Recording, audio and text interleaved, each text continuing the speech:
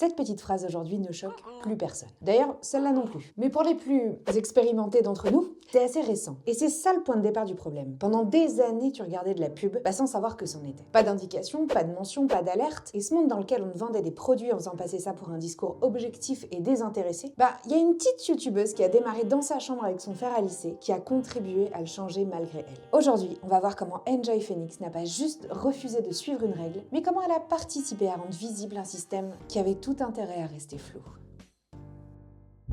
Au commencement des commencements, il n'y avait pas de règle. Ou plutôt, il y en avait une, mais elle était écrite nulle part. Quand quelqu'un parlait d'un produit, tu partais du principe que c'était sincère. Déjà parce que tout le dispositif donnait cette impression. Petite caméra, pas très performante, tournage amateur dans une petite chambre, pas du tout travaillé pour ça. Lumière, deux fois si t'as de la chance. Bon, ça faisait pas travailler. Et c'est sûrement précisément pour ça que ça marchait. C'est ce qu'on appelle le transfert de confiance. Pendant qu'une pub classique était identifiée comme une pub classique en une demi-seconde, celle qu'on prenait pour un contenu amateur à côté, elle passait un peu sous les radars. On dit souvent que les marques ont tardé à se mettre à la mode de l'influence et qu'on sent que c'est des mastodontes qui bougent lentement, blablabla. Mais non les gars, c'est juste qu'on les a pas vus faire au tout début. Avant ou après avoir acheté un spot à 1 million sur TF1 en prime time, elles envoyaient un test produit à la minette de 18 ans qui avait 10 000 abonnés, sans rien dire d'autre. Elles restaient volontairement dans cette zone de flou, cadeaux non déclarés, produits reçus sans obligation, collaboration pas vraiment annoncée. Mais disons que concrètement, t'avais aucun indicateur clair sur le fait que c'était une pub ou non. Si ce n'est la transparence ou l'opacité du créateur de contenu. Et c'est là que le glissement se fait. Une pub attire la méfiance, une recommandation attire la croyance. Tu y crois. Mais tout ça, c'est pas un mensonge qu'on t'impose brutalement, c'est plutôt un contexte qui te pousse à même pas te poser la question. C'est ça le mensonge invisible. Et pendant un moment, ça fonctionne super bien. Personne n'est trop habitué à avoir un regard critique là-dessus parce qu'on n'a pas encore fait le tour de la boucle. Il nous manque encore des données pour savoir ce qui est entendable, acceptable, etc. et ce qui ne l'est pas. Puis à un moment quand même, on a fini par capter. On s'est dit non mais attends, parce que là finalement, qui a payé qui pour me dire ça là? À force de voir les mêmes produits partout, c'était devenu trop visible. On s'était rendu compte de la supercherie quand même. Trop de produits, trop de marques, trop de vidéos qui ressemblent à des vitrines. Dans les commentaires, ça commençait à s'agacer. Ça pose des questions sur la véracité des infos données, ça doute. Elle en parle parce qu'elle aime vraiment ou parce qu'on lui a demandé de le faire. Juste avec cette question de la part du public, on démarre tout doucement le voyage vers le point de rupture. Et sans qu'on le voie, il se passe un truc très simple, la confiance commence à lâcher. Et c'est difficile à dater parce que ça s'est pas fait d'un coup, pas avec un gros scandale, etc. Ça s'est plutôt étiolé. On a vu petit à petit que les moments recommandations dans les vidéos étaient de plus en plus skippés. On a vu que les liens en description étaient de moins en moins cliqués. On a vu que les achats étaient moins récurrents. Et à ce moment-là, certains créateurs vont incarner exactement ce basculement. Enjoy Phoenix.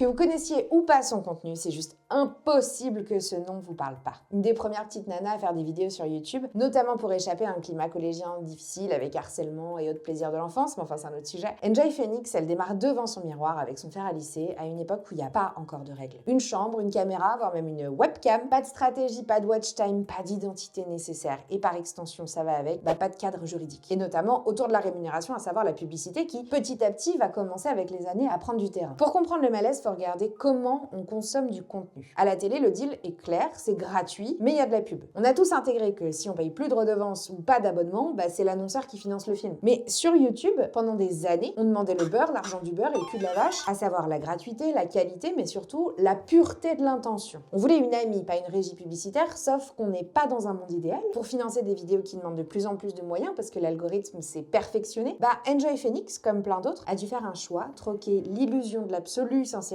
pour une réalité économique. Donc elle s'est dit, bon, si je suis sincère à 98% de ma vidéo, mais que pendant 2% du temps, je parle d'une marque et que ça me permet de continuer à financer ma vie et mes vidéos, est-ce que finalement, c'est si grave que ça? Mais finalement, quand on est rémunéré par des publicités pour raconter des trucs, à peu de choses près, on devient un média.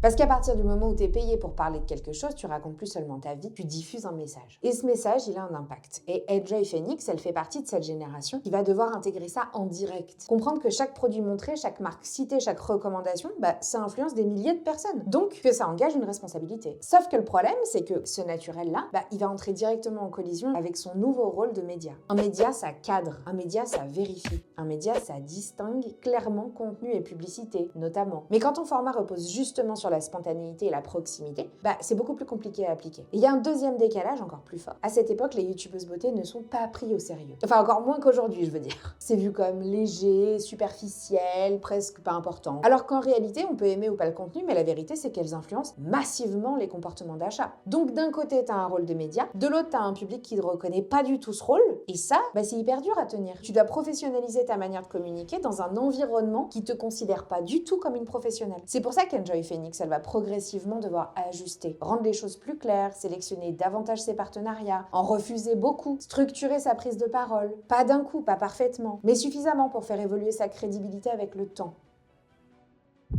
Mais une fois que tu as compris que tu étais devenu un média, il y a une autre question qui arrive, hyper concrète. Quel type de média exactement? Parce qu'au départ, Enjoy Phoenix, c'est très identifié. C'est beauté, lifestyle, allez, vlog. C'est une case très claire, mais même un peu trop claire. Le problème d'une case trop claire, c'est qu'elle t'enferme et surtout qu'elle limite ta crédibilité. Pas parce que t'es pas crédible, mais parce que le regard posé sur toi, il est déjà biaisé. T'es jugé en tant que personne qui fait ça.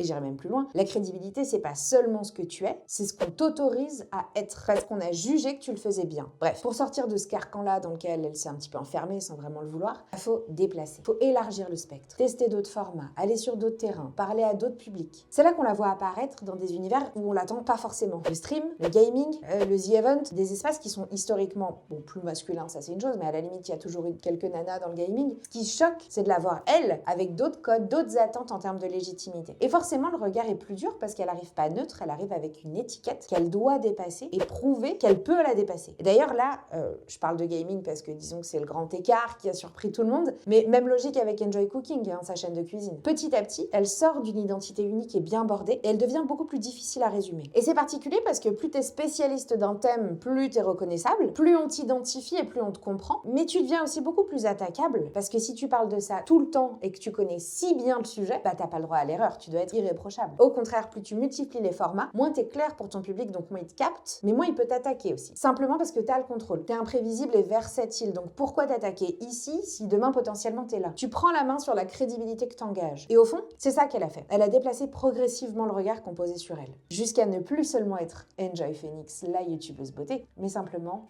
Marie Lopez. Si on prend un peu de hauteur, le paradoxe est là, mais il est assez simple en fait. Elle arrive à un moment où rien n'est vraiment défini, pas de règles claires, pas de cadre, pas de statut, donc tout est à construire. La crédibilité, les formats, la manière de faire de la publicité, la manière de parler à une audience, et tous ces ajustements, ça se fait rarement dans le confort. Pendant qu'elle ajuste, pendant qu'elle teste, pendant qu'elle se trompe, des fois, comme tout le monde, les autres qui débarquent arrivent dans un environnement déjà structuré, avec des codes plus clairs, avec des attentes déjà posées, une légitimité du créateur de contenu presque intégrée comme si elle était un peu livrée avec les murs, sauf que les murs ont été construits bien avant eux par des créateurs comme elle. On peut lui reprocher ce qu'on veut. Elle a participé à rendre le milieu plus normé, donc plus crédible. Elle a participé à clarifier les règles, rendre la pub visible, professionnaliser les pratiques. Mais en le faisant, elle a aussi accepté d'exposer ses propres failles, ses doutes et ses syndromes de l'imposteur. Elle a essuyé les critiques et le manque de reconnaissance pour que d'autres soient appréciés et reconnus. Ça paraît normal aujourd'hui. Mais ce normal, il a bien fallu que quelqu'un le rende possible. Alors bon, d'une lyonnaise à une autre lyonnaise, merci Marie.